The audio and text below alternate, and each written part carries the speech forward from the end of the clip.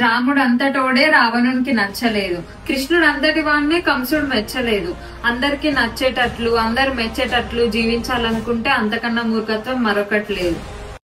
ఎవడు చుట్టం ఎవడు పక్కం, ఎవడికి వాడే స్వార్థం, ఆప్యాయత ఆత్మీయత అంతా ఒక బూటకం. అవసరముంటే మాట, అది నెరవేరగానే టాట. గుణమున్నోడికి లేదు ధనం, ధనమున్నోడికి లేదు గుణం. ఆప్తుడెవ్వడు ఆత్మీయుడెవ్వడు, నింద వెయ్యని బంధువెవ్వడు.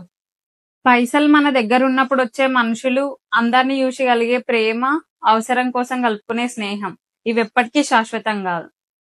బంధానికి బంధుత్వానికి విలువనిచ్చే మనుషులు ఎప్పుడో చచ్చిపోయారు. ఇప్పుడంతా డబ్బున్నోళ్ళకే విలువ, డబ్బుంటేనే బంధమైన బంధుత్వమైన. చూసి రమ్మంటే కాల్చొచ్చిండు అని హనుమంతుని అందరు అంటారు, కానీ ఆయన తోకను కాలిస్తేనే లంకను కాల్చిండని ఓళ్ళు అన్నారు. మనుషులు కూడా అంతే, ముందు వాళ్ళు ఏమన్నారో ఏం చేసిరో ఏం చెప్పరు, కానీ మనం దానికి ఏమన్నామో ఏం చేసినామో అది మాత్రం చెప్తారు. గాడిది మనల్ని దన్నిందని మనం కూడా గాడిదని దన్నలేం కదా. అట్లనే ఓళ్ళో మనల్ని ఏమో అన్నారని మనం కూడా వాళ్ళని అంటే వాళ్ళకి మనకు తేడా ఉన్నది. గాడిదితో ఎంత దూరంగా ఉంటామో అట్లాంటి స్వభావం ఉన్న మనుషులతో కూడా అంతే దూరంగా ఉండడం బెటర్.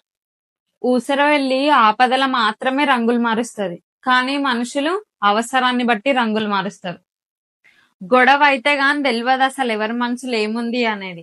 చూసేదందుకు ఏముంది, అందరు నవ్వుకుంటా వల్కరించేటోళ్ళే. అవసరం ఒకళ్ళదైతే అవకాశం ఇంకొకళ్ళది. ఆ కోపంలోనే తెలిసిపోతుంది ఎవరి వ్యక్తిత్వం అయింది అని. మొరిగే కుక్కకు జవాబు ఇయ్యాల్సిన అవసరం లేదు, తెల్వనోళ్ళని చూసి మొరుగుడు దాని నైజం. అట్లనే కొందరు మనుషులు ఉంటారు, కుక్కనన్నా తెల్వనోళ్ళని చూసి మొరుగుతుంది. వీళ్ళు వాళ్ళ గురించి తెలిసినా తెలియకపోయినా వాగుతూనే ఉంటారు, మొరుగుతూనే ఉంటారు, ముచ్చట పెడుతూనే ఉంటారు, పట్టించుకోదు. మనం ఎంత మనుషున్నా ఎవరో ఒకరి కథలో చెడ్డోళ్ళమే. కాబట్టి నలుగురు కోసం ఆలోచించుకుంటా బతికే బదులు మన కోసం మనం ఆలోచించుకున్నాడు మస్తు నయం. తెలిస్తే మాట్లాడు, లేకుంటే తెలుసుకొని మాట్లాడు, అది కూడా లేకుంటే తెలిసింది మాట్లాడు. అంతేగాని అన్ని తెలిసినట్టు ఉన్నది లేనిది కలేష్ అయ్యి అందరి చెవులలో ఊదకు.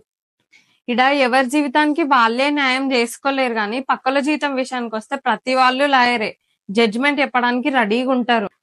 మొరగని కుక్కుండది, విమర్శించని నోరు ఉండది, ఆ రెండు లేని ఊరే ఉండది. సో మన పని మనం చేసుకున్నాడు మస్తు నయం. మహానటి నటులు ఎన్నో ఉండరు, మన చుట్టాల రూపంలో, మన పక్కింటల రూపంలో మన పక్కలనే తిరుగుతా ఉంటారు.